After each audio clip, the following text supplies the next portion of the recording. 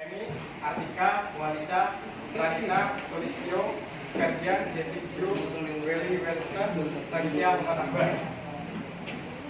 Di sini kami akan mempresentasikan tentang struktur kulit dan fungsi kulit. Soal yang pertama, tentukan dan jelaskan beserta gambar tentang kulit. Kulit adalah bagian tubuh yang paling luar yang menutupi permukaan tubuh sehingga memiliki peranan penting, yaitu sebagai pelindung tubuh dengan lindungan luar dari berbagai macam rangsangan serta gangguan dari luar.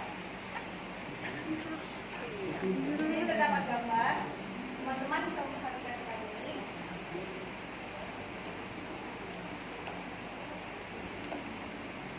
Struktur kulit. 1. Lapisan kulit. A. Epidermis adalah bagian terluar kulit yang menyusun atas sel-sel epitel tipis, berlapis, banyak, yang tersusun rapat dan mengalami keratinasi. Keratin adalah protein yang bersifat keras anti air dan berfungsi untuk melindungi permukaan kulit. Jaringan ini tidak memiliki pembuluh darah. Lapisan epidermis yang paling tebal ditemui pada telapak kaki dan tangan. Fungsi kulit. 1. Ekspresi, yaitu mengeluarkan lemak dan keringat yang mengandung garam, urea, dan ion-ion seperti Na+. 2. Proteksi atau perlindungan, yaitu untuk melindungi tubuh mikroorganisme, radiasi sinar matahari, bahan kimia, dan gangguan mekanik lainnya seperti gesekan dan benturan. 3. Termoregulasi atau pengaturan suhu tubuh oleh kelenjar keringat dan pembuluh darah. 4. Metabolisme, yaitu sintesis vitamin D dengan bantuan sinar matahari. Berkaitan dengan metabolisme, kulit berfungsi untuk menyimpan lemak sebagai sumber energi cadangan. 5. Eksteroreseptor, yaitu untuk komunikasi tubuh dalam menerima stimulus atau rangsangan dari luar, misalnya sentuhan, perubahan suhu, dan tekanan.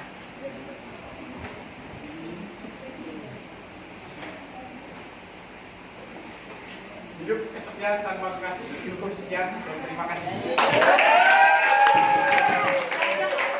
Baik, sekian presentasi dari kelompok kami. Jika ada kekurangan, kami mohon maaf. Terima kasih.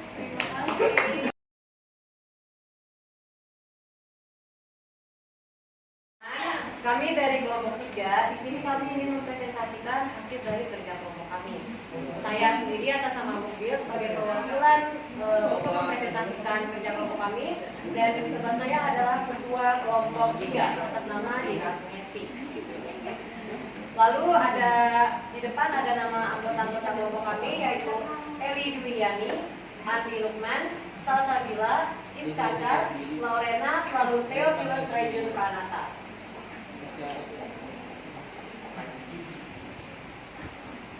Yang kita bahas di hari ini adalah apa itu paru-paru, struktur paru-paru, penyakit yang menyerang paru-paru, perbedaan paru-paru sehat dan paru-paru perokok, cara menjaga paru-paru, kesimpulan dan penutup.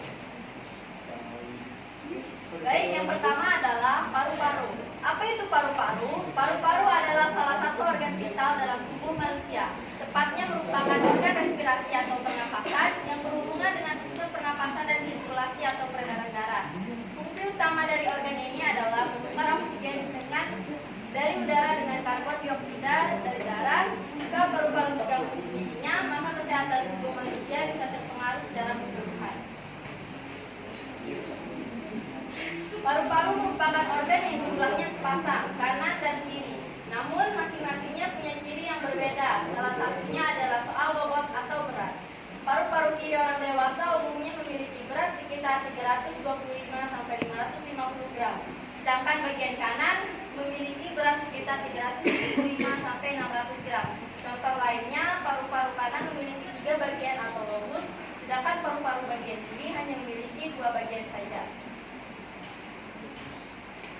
Yang kedua yaitu struktur paru-paru. Secara anatomi, paru-paru dibagi menjadi beberapa bagian, yaitu yang pertama adalah pleura, yang kedua bronkus, yang ketiga bronchiolus, dan yang keempat alveolus. Baiklah, di sini saya akan menjelaskan struktur dari paru-paru. Yang pertama ada pleura. Pleura merupakan membran atau selaput tipis berlapis ganda yang melapisi paru-paru. Lapisan pada sistem pernapasan ini mengeluarkan cairan pleural fluid yang disebut cairan serous. Fungsinya sebagai pelumas bagian dalam rongga agar tidak mengiritasi paru saat mengembang dan berkontraksi saat bernapas. Pleura terdiri dari dua lapisan, yaitu pleura dalam visceral, yaitu lapisan di sebelah paru-paru, pleura luar parietal, yaitu lapisan yang melapisi dinding dada. Lalu yang kedua ada bronkus. Bronkus sendiri adalah cabang batang tenggorokan yang terletak setelah tenggorokan, trakea, dan sebelum paru-paru. Sebagai saluran udara, bronkus memastikan udara dengan baik dari trakea ke alveolus. Bagian sistem pernapasan ini berfungsi untuk mencegah infeksi bakteri penyebab penyakit. Lalu yang ketiga ada bronchiolus. Bronchiolus adalah cabang dari bronkus yang berfungsi sebagai penyalur udara dari bronkus ke alveoli. Fungsi lain dari bagian paru-paru ini adalah mengontrol jumlah udara yang masuk dan keluar ketika proses bernapas berlangsung. Yang keempat ada alveoli. Alveoli adalah rongga cekung yang dikelilingi oleh kapiler kecil. Penyakit yang dapat menyerang paru-paru. Ada beberapa penyakit yang menyerang paru-paru